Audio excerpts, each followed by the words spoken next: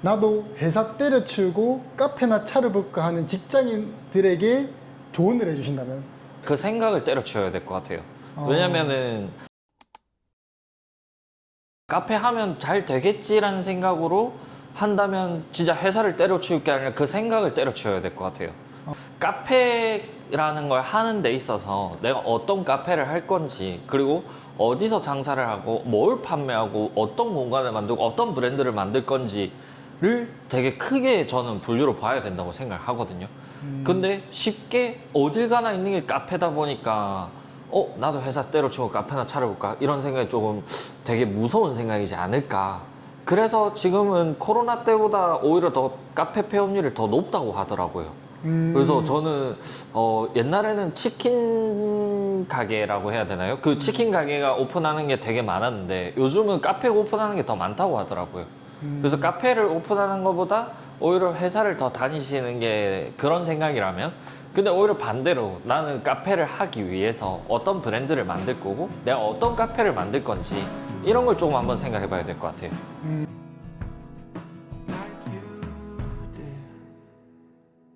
Cause I never can.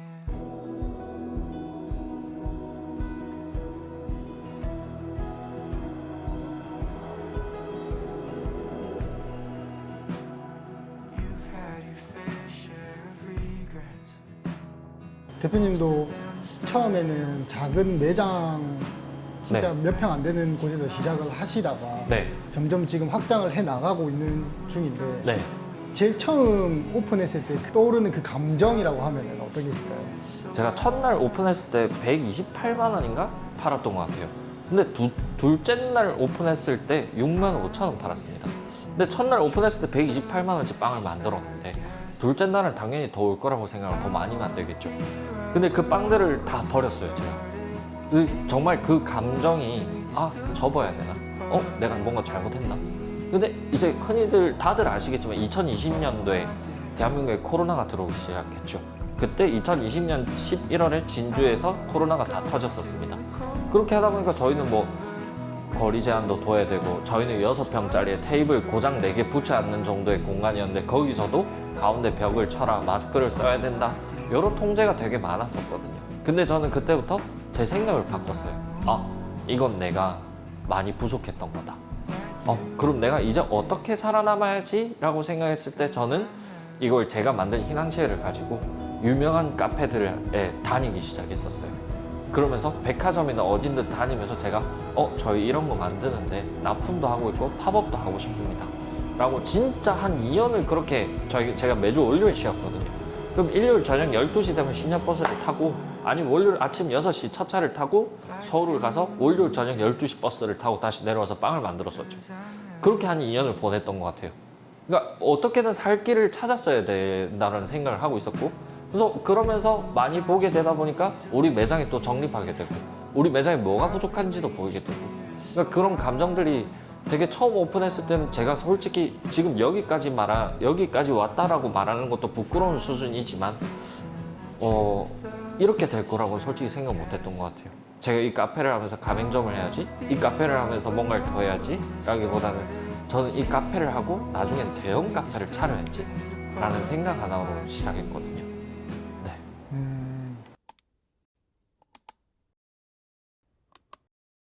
내가 뭐 장사를 할 건지 사업을 할 건지 이거부터 제 생각엔 정해야 될 것 같아요. 장사라고 한다면 정말 내 만족에, 오늘 내가 몇 잔을 팔아도 이 몇 잔 판 거에만 의미를 두고 내가 만든 것을 정말 맛있게 내리고 이렇게 하는 거에 의미를 두는 거, 그게 저는 장사라고 생각하거든요. 물론 사업을 할 때도 정말 맛있게 하고 정말 좋게 해서 해야 되는 건 맞지만 카페로 사업을 한다?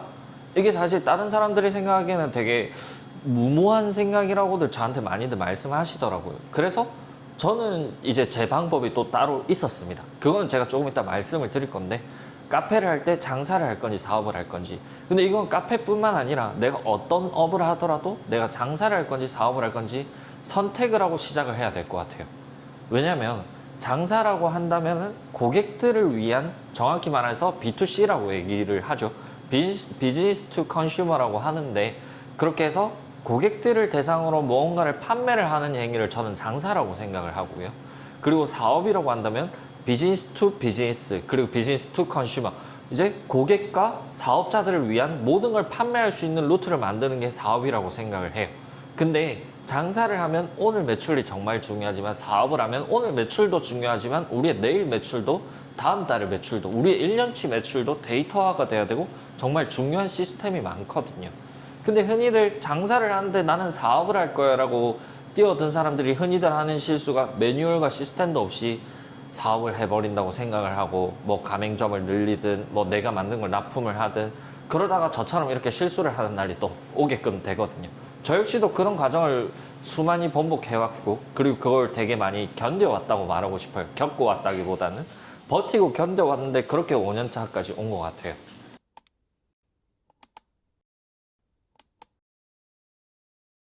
사실 이거죠. 커피 내리기는 정말 쉽고, 그리고 요리는 사실 저희가 레스토랑을 오픈해야겠다는 생각은 일반적인 사람들이 할 수가 없어요. 정말 요리를 좋아하고 먹는 걸 좋아하는 사람들이 할 수가 없는 이유가 뭐냐면, 요리는 맛있어야 된다 라는 생각은 있거든요. 그리고 정말 분위기가 고급지고 돈이 많이 들어간다, 이런 생각이 큰 것 같아요. 근데 카페는 돈 없어도 할 수 있다라는 생각을 되게 많이 가지는 것 같아요.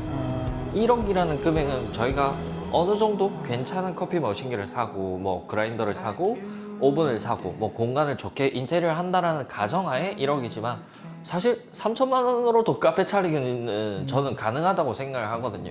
500만 원 보증금 걸고 2,500만 원으로 중고 커피 머신 사고, 중고 그라인더 사고, 중고 냉장고 사고, 그리고 뭐 내가 필요한 오븐 조그만하게 사던, 아니면 뭐 납품을 받던, 이렇게 해가지고 차리기가 정말 접근성이 쉬운 게 카페인 것 같아요. 카페는 전문직이라고 저는 생각을 해요. 전문적인 공간을 만드는 사람들이 있고, 그리고 전문적인 커피를 내리는 사람들이 있고, 전문적인 빵을 만드는 사람들이 있는, 모든 전문성이 뚜렷해야만이 카페가 성공할 수 있는 것들인데, 단순히 1억을 가지고 그냥 카페 하나 차렸다 하면은 되게 위험한 생각이지 않을까 싶네요. 제가 생각하는 엘더프랑은 커피를 팔고 빵을 파는 브랜드는 아니라고 생각하거든요. 저희는 공간을 만들고 공간을 판매한다고 생각을 해요. 그래서 저희는 저가형 카페랑 달리는 커피랑 음료, 그리고 빵 브런치의 단가가 굉장히 다른 저가형에 비해서 높다고 생각을 해요. 그게 저희 브랜드의 방향성이지 저가형이 잘못됐다고 생각하진 않거든요. 근데 요즘 들어서 되게 많이 망하는 게 저가형이라고도 생각을 하고 있습니다. 그거는 이제 아까 앞서 말씀드렸듯이 순익분기점이라고도 얘기하지만, 2,000원짜리 커피를 하루 종일 팔았을 때 하루에 100잔을 판다고 하더라도 20만 원이 되는데, 20만 원 중에 2,000원짜리 커피니까 재료원가도 굉장히 싸지겠죠. 제가 얼마인지는 모르겠습니다. 근데 그 재료원가가 되게 싸지는데, 그럼 커피도 당연히 맛이 없다고 저는 생각을 하거든요. 정말 맛있는 커피는, 정말 맛있는 것들은, 커피뿐만 아니라 맛있는 거는 그만큼의 재료비를 주고 사야 된다고 저는 생각을 해요. 그래서 저희는 계속해서 더 좋은 재료, 더 고급진 재료, 더 건강한 재료를 택하는 거고. 너무 답변이 길어졌는데, 제가 생각하기에는 본질이 제일 중요한 것 같습니다. 근데 단순히 커피만 팔아서는 되는 시대는 끝났습니다. 사실 정확히 3년 전에 끝났던 것 같아요. 그래도 만약에 준비하겠다, 이것부터 해라.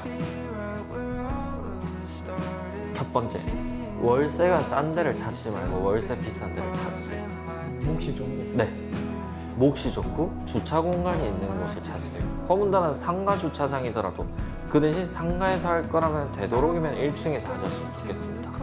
그게 아니면 2층이나 3층이더라면 매장이 되게 크든지, 뭐 앉는 공간이 되게 커던 큰 공간에서 하셨으면 좋겠어요. 두 번째로, 제빙기랑 냉장고랑 에어컨만큼은 꼭 새 걸로 사셨으면 좋겠습니다. 이게 다 경험담이다 보니까요. 물론 머신기랑 그라인더는 중고로 살 수 있다고 생각해요. 사실 머신기도 중고로 사면 아마 나중에 1년 안에 머신기를 다시 사셔야 될 수도 있을 것 같습니다. 하이 리스크 하이 리턴인 것 같습니다.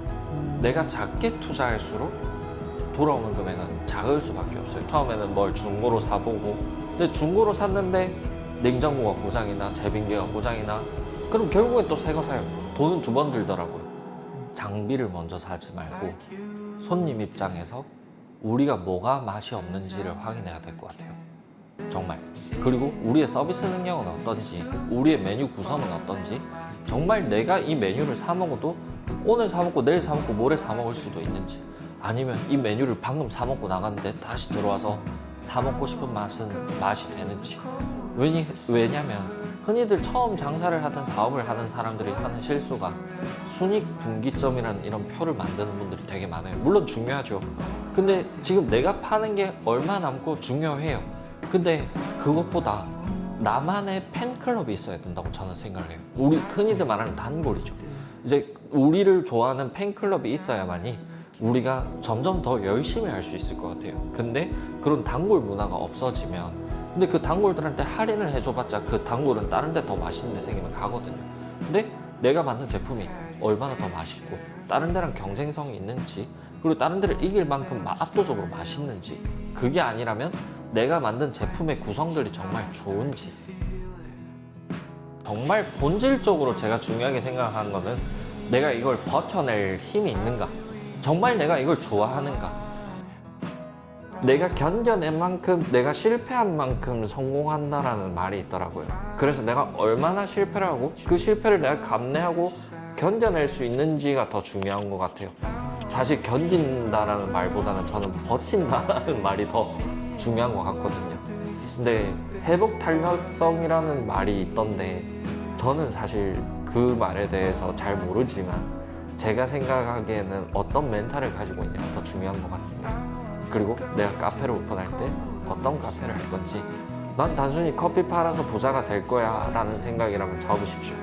근데 내가 이 커피를 팔아서 원두를 납품할 거야, 아니면 나는 커피를 팔아서 브랜드를 만들 거야, 그렇게 해서 이 브랜드를 성장시켜서 가맹 사업을 할 거야, 아니면 난 직영 사업을 할 거야, 아니면 나만의 카페 여러 군데를 만들어서 이걸 더 팔 거야.